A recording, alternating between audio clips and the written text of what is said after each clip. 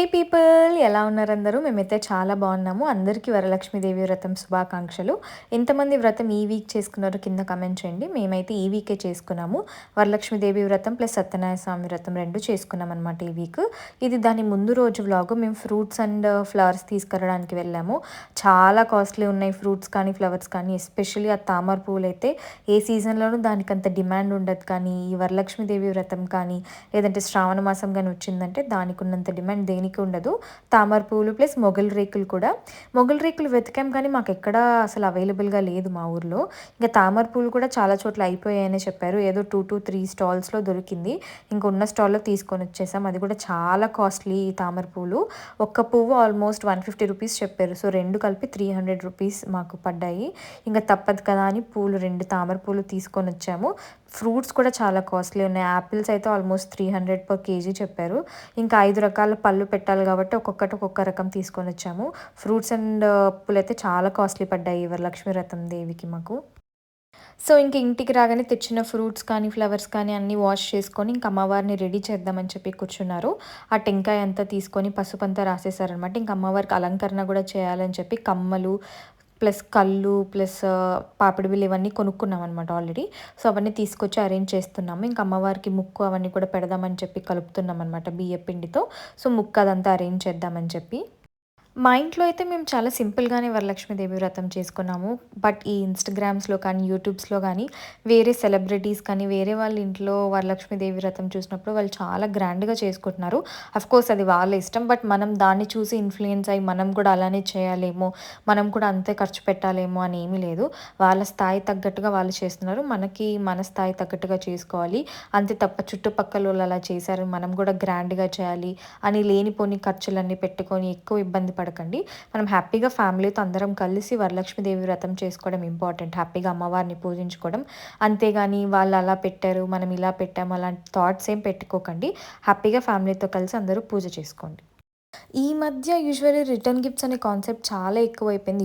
నార్మల్‌గా ఎవరైనా ఇంటికి తాంబూలంకి పిలిస్తే ఒక బ్లౌజ్ పీస్, ఒక ఫ్రూట్, 2, 3 గాజులు అలాంటివి ఇచ్చి పంపిస్తాము. మరీ క్లోజ్ అయితే చీర లాంటిది పెడతాము. బట్ ఈ మధ్య రిటర్న్ గిఫ్ట్స్ కాన్సెప్ట్ అనేది మారిపోయిందనమాట. చాలా ఐటమ్స్ వచ్చేసాయి. చాలా ఇన్నోవేటివ్ థాట్స్ అన్నీ పెడుతున్నారు. లైక్ ప్లాన్స్ ఇవ్వడం గానీ అవన్నీ కూడా విచ్ ఈస్ నైస్. ఇవ్వాలనుకునే వాళ్ళు ఇవ్వచ్చు. బట్ ఇదేదో ఫోర్స్‌ఫుల్ లాగా అందరూ ఇవ్వాలి అన్న కాన్సెప్ట్ అయితే అలా ఏమీ లేదనమాట. ఎవరైనా ఇంటికి తాంబూలం పిలిచినప్పుడు ఒక బ్లౌజ్ పీస్ పెట్టే పంపిస్తారు ఎవరైనా సరే. బట్ ఇట్లా రిటర్న్ గిఫ్ట్స్ లాగా బ్యాగ్ ఫుల్ ఆఫ్ ఐటమ్స్‌తో ఎవ్వరూ పంపరు. సో మీరు ఆ రీల్స్ కానీ అవన్నీ చూసి కానీ అస్సలు ఇన్‌ఫ్లూయెన్స్ అవ్వకండి. నార్మల్‌గా ఇంటికి హ్యాపీగా ఎవరినైనా ఇద్దరు ముగ్గురిని పిలిచి హ్యాపీగా తాంబూలం ఇచ్చి పంపించండి అంతే. రిటర్న్ గిఫ్ట్స్ కంపల్సరీ ఇవ్వాలన్న కాన్సెప్టే లేదసలు. సో మేమైతే రిటర్న్ గిఫ్ట్స్ ఏం పెద్ద ప్లాన్ చేయలేదు. నార్మల్‌గానే ప్లాన్ చేసుకున్నాము.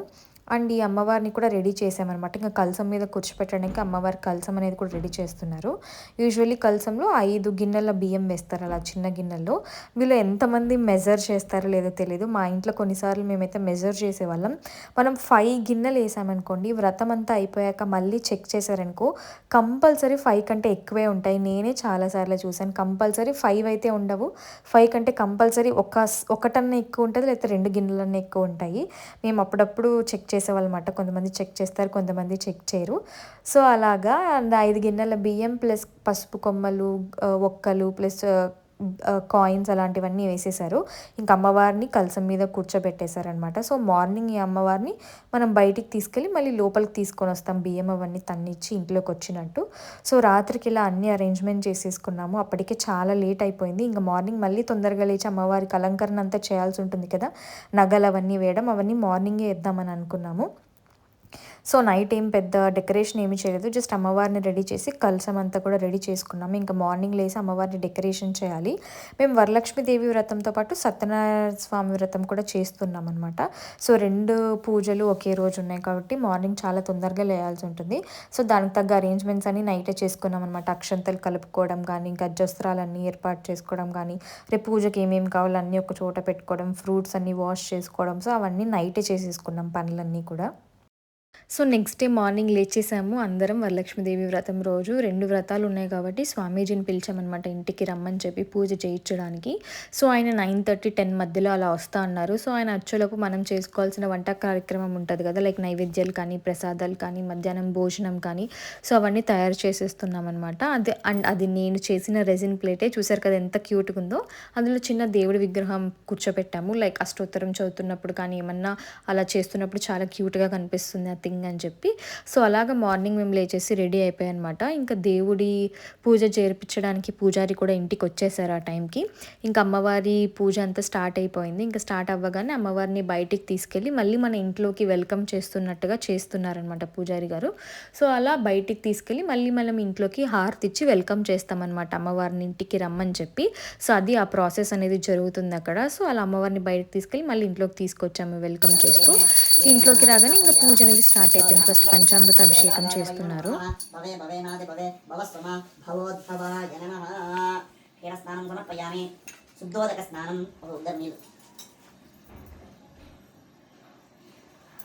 ఇప్పుడు వచ్చేసి పెరుగు ఓం దదిక్రావన్నోకార్షం విష్ణోరస్వస్య వాదినః సురభినోముఖార్పణాయూంజితారిషదో దద్నాస్నపయామి.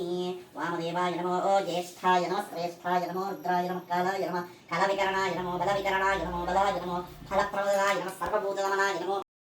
సో అలా పంచామృత అభిషేకం జరుగుతుందనమాట. ఆవు పాలు, నెయ్యి, పెరుగు, తేనె, బనానా వీటన్నిటితో పంచామృత అభిషేకం అనేది జరిపిస్తున్నారు స్వామివారు. మీలో ఎంతమందికి పంచామృతం అంటే ఇష్టమో కింద కమెంట్ చేయండి.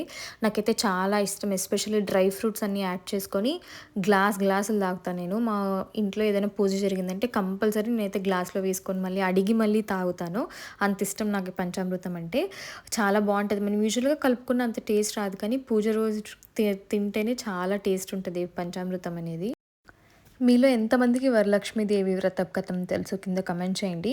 పూర్వకాలంలో సూత మహాముని అని ఒక ముని ఉండేవాళ్ళు అనమాట. సో ఆయన దగ్గరికి ఆయన స్టూడెంట్స్ అందరూ వెళ్ళి ఇలా ఉమెన్ ప్రాస్పరస్గా లీవ్ చేయడానికి, హ్యాపీగా లీవ్ చేయడానికి ఏమైనా వ్రతం ఉందా అని సూత మహామునిని అడగడం జరుగుతుందనమాట.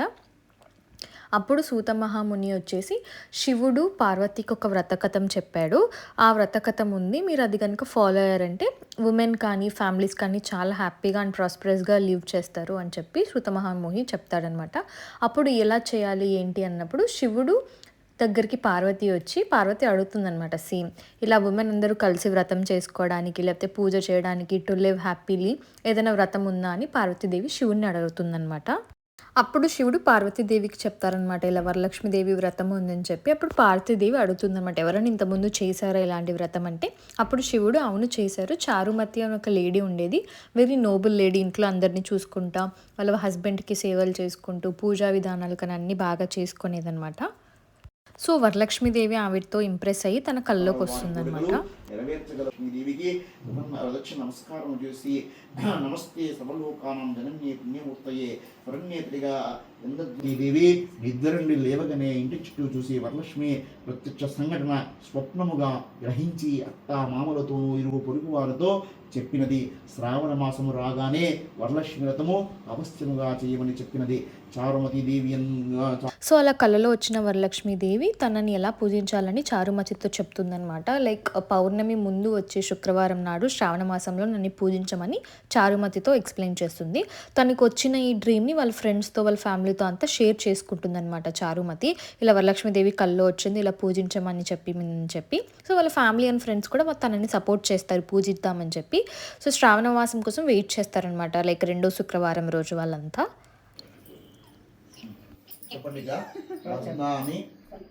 దక్షిణే నవసూత్రం శుభప్రదం పుత్ర పౌత్రావి వృద్ధించ సుసౌఖ్యం దేహిమే రమే. సో అమ్మవారు చెప్పినట్టుగానే చారుమతి వాళ్ళ ఫ్రెండ్స్ అందరితో కలిసి శ్రావణ మాసంలో వచ్చే 2వ శుక్రవారం నాడు వాళ్ళ ఫ్రెండ్స్ అందరినీ ఇంటికి పిలిచి అమ్మవారు చెప్పిన విధంగా వరలక్ష్మీదేవి వ్రతం అనేది చేసుకుంటుందన్నమాట. లైక్ మార్నింగే లేచి కలశం అంతా ఏర్పాటు చేసుకొని తోరణాలు రెడీ చేసుకొని అమ్మవారికి ఒక తోరణం పెట్టి వీళ్ళందరూ తోరణాలు కట్టుకొని సో పూజ అంతా అయిపోయాక నార్మల్గా ప్రదక్షిణ చేస్తారు కదా. సో అలా ప్రదక్షిణ చేస్తున్నప్పుడు ఫస్ట్ రౌండ్ అవ్వగానే అక్కడ ఉన్న అందరి లేడీస్ కాళ్ళకి గజ్జలు వచ్చేసాయి అనమాట, లైక్ గోల్డెన్ గజ్జలు. సో చాలా ఫుల్ సౌండ్ సౌండ్తో చాలా అందరూ హ్యాపీగా ఫీల్ అవుతారు. అండ్ సెకండ్ రౌండ్ కంప్లీట్ అవ్వగానే చేతుల నిండా బ్యాంగిల్స్ అనేవి వచ్చేసాయి అనమాట, golden bangles. And third round complete అవ్వగానే full 9 gem stones of jewelleries అనేవి వాళ్ళ బాడీ మీద వచ్చేస్తాయి అనమాట. సో లేడీస్ అందరూ చాలా హ్యాపీగా రిటర్న్ అవుతారు పూజ చేసుకొని. అలా రిటర్న్ అవుతున్న టైంలో చారుమతి ఒక గ్రేట్నెస్ అనేది లేడీస్ అందరూ స్ప్రెడ్ చేయడం జరుగుతుందనమాట. అంటే తనకు వచ్చిన డ్రీమ్ని తన వరకే పెట్టుకోకుండా అందరికీ స్ప్రెడ్ చేసి అందరూ హ్యాపీగా ఉండేలాగా చారుమతి చేసిందని చెప్పి చారుమతి యొక్క గ్రేట్నెస్ అనేది అందరికీ చెప్పుకుంటూ వెళ్తారు ఆ లేడీస్ అనేవాళ్ళు. సో అలా జరిగిందని చెప్పి శివుడు పార్వతీకి చెప్పడం జరుగుతుంది. సో పార్వతి కూడా వరలక్ష్మీదేవి వ్రతం అనేది చేసుకుంటుందన్నమాట. అలా జరిగిందని చెప్పి ముని వాళ్ళ స్టూడెంట్స్కి చెప్పడం జరుగుతుంది. సో వాళ్ళ స్టూడెంట్స్ కూడా వాళ్ళ ఇళ్ళలో అందరూ వరలక్ష్మీదేవి వ్రతం అందరూ చేసుకొని హ్యాపీగా ఉండేవాళ్ళు. సో మా ఇంట్లో కూడా వరలక్ష్మీదేవి వ్రతం అండ్ సత్యనారాయణ స్వామి వ్రతం 2 చేసుకున్నాం మేము కూడా చాలా హ్యాపీగా. So that is for today's mini vlog. మీకు ఈ వ్లాగ్ కనుక నచ్చితే kindly like, share and subscribe. By people.